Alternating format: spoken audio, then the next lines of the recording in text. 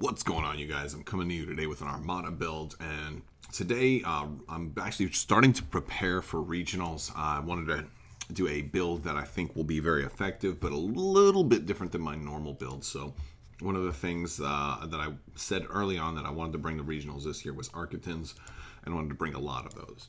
So I'm going to start off with actually 4.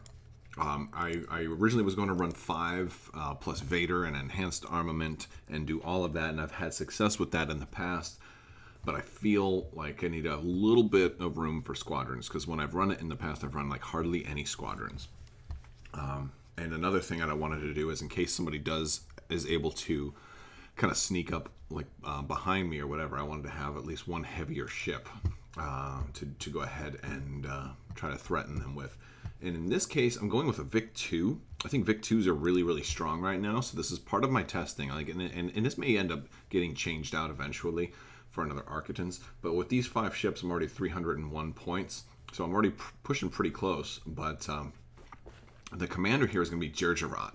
Now, normally I almost always go Vader when I'm playing Empire, or Sloan is another possibility. Mahdi's also good. But this time I'm going Jerjerrod. I mean, he's going to be great on the Vic 2s. He's really good on the Arquitens, and I don't necessarily need him for the Arquitens because I can fly the conga line pretty well.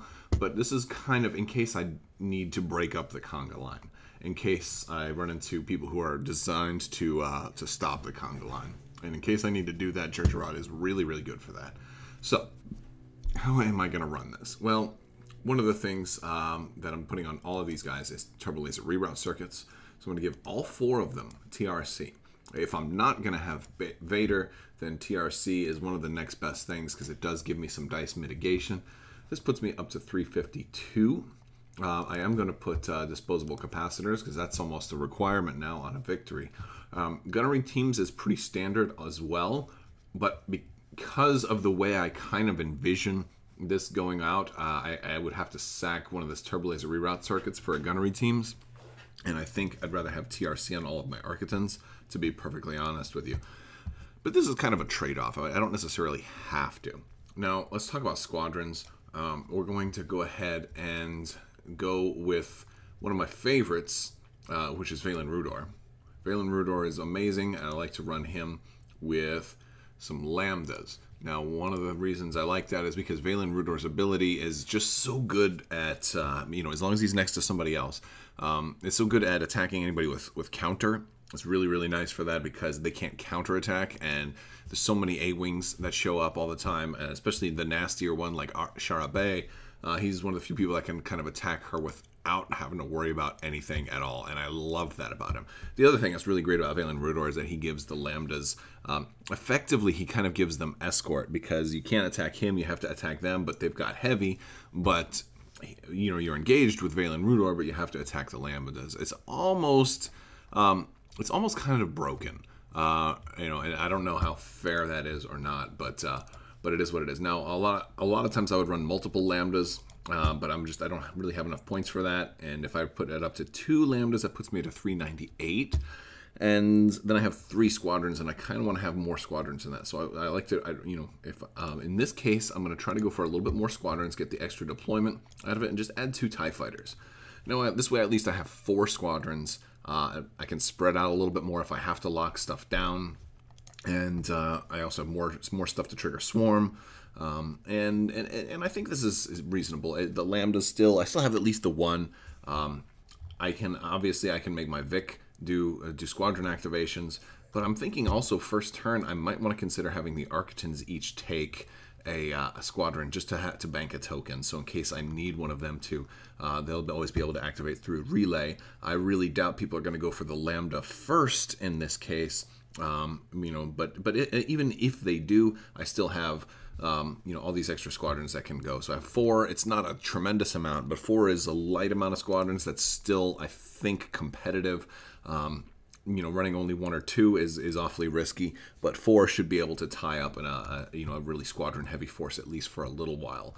And this puts me at 399. It's not much of an initiative bid, but it's at least a little something. I'm pretty much going to be second player though here, so we're going to have to dive into objectives.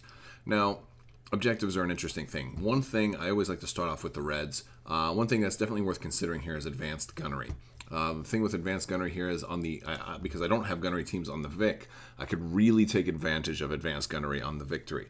The problem is though, that I'm trying to keep everybody at max range. I don't know how many double shots I'm really going to have there. And I'm afraid that because I have so many ships, right, because I've got 5, it's not so many, but 5 is a relatively high number of activations, that that advanced gunnery is just not going to quite do it. I feel like giving it to going up against like an MC80 or an ISD or something like that that has it is going to give my opponent more of an advantage than it would give me. So I don't feel like I would really be winning right there with that one. Another one I was thinking is targeting beacons, as it's possible because I can get some rerolls there, and you know, and this one really doesn't help my opponent. But I'm thinking about station assault, and the reason for station assault is I can put them both together. I can pretty much, it'll help me form my conga line. I can make a really good defensive stand, knowing that my opponent kind of has to come to this point, and it'll, you know, it'll definitely take advantage of, you know, me having to. You know, if I'm going to have to, if by setting up in a certain way, I'm going to broadcast my strategy, it's going to help me, you know, basically have a better advantage there. I'm like, yeah, sure, I'm going to be here, but, you know, you're going to have to come to me now, otherwise you're going to give me 80 points. So that's the idea there. So for yellows, now yellows is a tougher one here because I don't have that many squadrons, so I was tempted to go with fleet ambush. Fleet ambush is a nice one to, you know, to kind of take away the deployment advantage of another fleet that happens to have a large number of like bombers or a large number of squadrons or a Sloan list. But the problem with fleet ambush is that if they're rocking a lot of relay, they can just put one ship kind of far forward, face it backwards, and then just drop all their squadrons directly on me, and then I have to start dealing with them for 6 straight rounds, and that will be tough. So I decided to go with fire lanes because it gives me the kind of the same thing that station assault gives me, and I do have at least one strategic in there, so I can start pulling those tokens back towards me, putting them behind the conga line eventually, and really racking up a ton of points. I love fire lanes. And then for our blue, I'm going with the classic Solar Corona. Superior positions would work all right, but Solar Corona is just a little bit better for a lot of lists.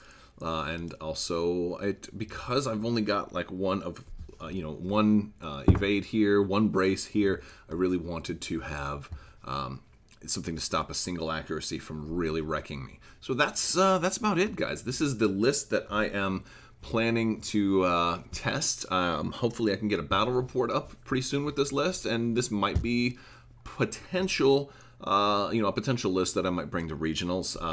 It may get tweaked a little bit. I may drop the Vic. I may change Gergerad to Vader, but let me know what you guys think, guys. If also I'm running a giveaway right now, so if you aren't already, just make sure you subscribe. Click the leave a comment, and you're automatically entered to win. Click the bell for alerts so you don't miss anything. And thank you guys. If you like this video, give it a thumbs up, and thank you guys so much for watching. Have a great day.